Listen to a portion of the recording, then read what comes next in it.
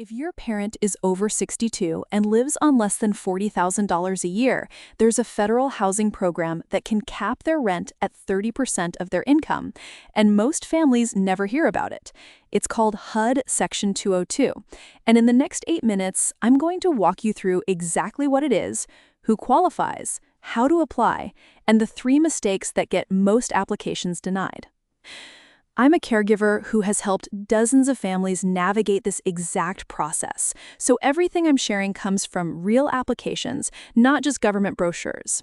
If that sounds useful, hit the subscribe button. It really helps the channel, and let's get into it. So, what is Section 202? In plain English, Section 202 is a HUD program that funds apartment buildings built specifically for low-income seniors aged 62 and older. The federal government pays a big chunk of the rent directly to the property, and the senior pays just 30% of their adjusted monthly income. So if someone brings in $1,200 a month from Social Security, their rent could be as low as $360, including utilities in many cases. The program was created back in 1959 to help older Americans age in place with dignity.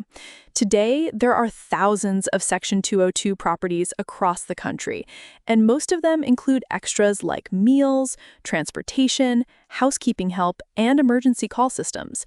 It's not a nursing home, and it's not assisted living. Residents live independently, but with support nearby if they need it. Now let's talk about who qualifies. There are 2 main requirements. First, at least one person in the household has to be 62 or older. That's a hard rule, no exceptions.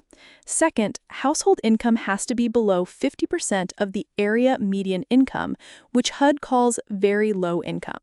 The exact dollar amount depends on where you live. In Miami-Dade County for 2026, that's roughly $31,000 for a single person and $35,000 for a couple.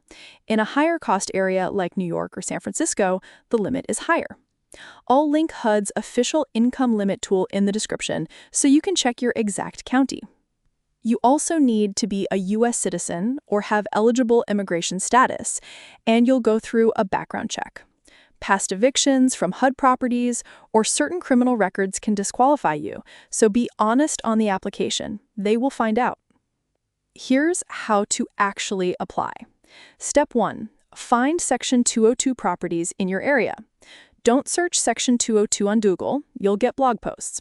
Instead, go to HUD.gov, find the Find Affordable Housing tool, enter your zip code, and filter by senior housing. Write down every property within a reasonable distance. Step 2. Contact each property directly. HUD does not handle applications. Every Section 202 building has its own property manager and its own waiting list. Call them, ask if their waitlist is open, and request an application packet. Some will mail it, some will email it, some will only do it in person. Step 3. Apply to multiple properties at the same time. This is the single biggest mistake I see families make.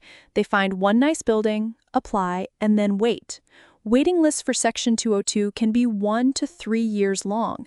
If you applied to 6 properties, your odds of getting in within a year go way up. Step 4. Gather your documents before you start.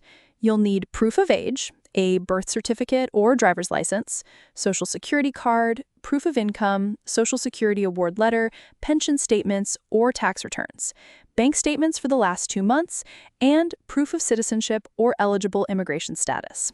Put all of these in one folder, scan them, and keep digital copies. You'll use them again and again. Step 5. Stay on top of the waiting list.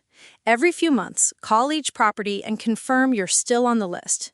If you move or change phone numbers, update them immediately. People get dropped from waiting lists all the time because the property couldn't reach them. Don't be that person. Now the 3 mistakes that get most applications denied. Mistake 1. Underreporting income. People think if they leave off a small pension or part-time job, they'll qualify more easily. HUD cross-checks with the IRS and Social Security. If they catch you, you're banned from HUD housing for years. Always report everything. And remember, the program also lets you deduct medical expenses, so high prescription costs actually lower your countable income. Mistake 2. Missing the response window. When your name finally comes up on the wait list, the property might give you only 5 to 10 business days to respond with updated paperwork. If you miss that window, you go back to the bottom of the list. Keep your paperwork organized so you can respond fast. Mistake 3. Applying to only one property. I already mentioned this, but it's worth repeating. Cast a wide net. Even buildings you think you don't want, apply anyway. You can always say no later. You cannot unmiss a year on a waitlist. Quick recap. Section 202 is HUD's flagship affordable senior housing program. Rent is 30% of your income. You qualify if at least one person in the household is 62 or older and household income is below 50% of area median. Apply to multiple properties. Keep your documents organized and stay in regular contact with the property managers. If you found this helpful, the next video in this series walks through Section 8 vouchers for seniors, which is a totally different program with very different rules, and a lot of families end up using both. I'll drop the link on the screen now. This channel is for educational purposes only and is not legal, financial, or housing advice. For personalized help, contact a HUD-approved housing counselor or your local area agency on aging. I'll see you in the next one.